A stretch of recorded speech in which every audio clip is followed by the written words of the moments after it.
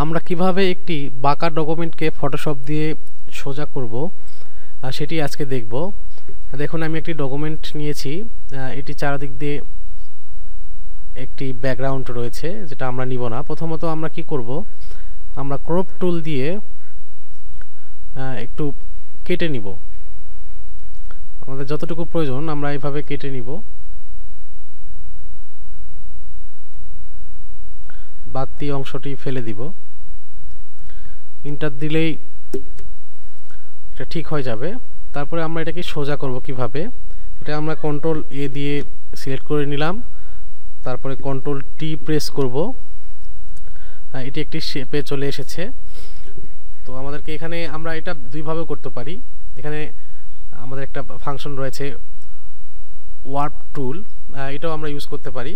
তাছাড়া আমরা এখানে কন্ট্রোল ওয়াল্টার ধরে আমরা যদি এখানে কোণ থেকে মাউসের বাটন ক্লিক করে যদি টেনে নিয়ে আসি তাহলে দেখবেন যে এটা সোজা হয়ে যাচ্ছে।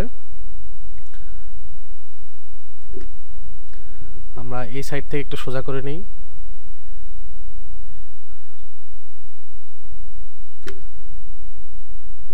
ইন্টার দিয়ে দিলাম। যদি আবার আমাদের কাটার প্রয়োজন পড়ে তা আমরা ক্রপ টুল দিয়ে এখানে কেটে নিতে পারি।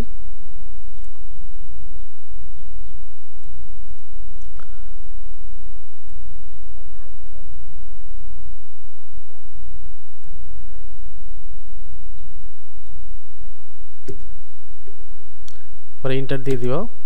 দেখুন আমাদের ডকুমেন্টটি পারফেক্টলি ভাবে সোজা হয়ে গিয়েছে। আমরা এটা প্রিন্ট করতে পারি।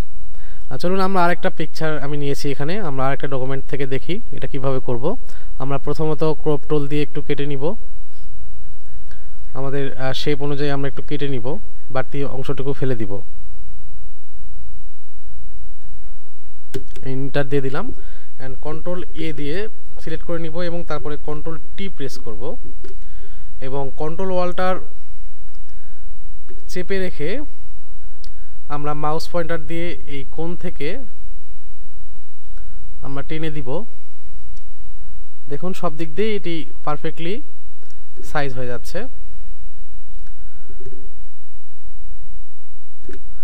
আর যদি আরেকটি ওয়ে রয়েছে, আমি এখানে কন্ট্রোল জেড দিয়ে বেগে আনি। দেখুন এরকম ভাবে রয়েছে। আমরা যদি কন্ট্রোল টির পর থেকে এখানে ওয়ার্প টুলটি নিয়ে এইভাবে কিন্তু করতে পারি। আমরা যে দিক থেকে প্রবলেম সেই শেপ থেকে আমরা ঠিক করে নিতে পারি।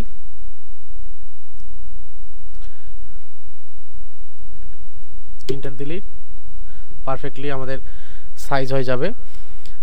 ধন্যবাদ। যদি ভিডিওটি ভালো লাগে থাকে তাহলে আমার চ্যানেলটি সাবস্ক্রাইব করবেন এবং আমার ফেসবুক পেজটি ফলো করবেন। ধন্যবাদ সকলকে।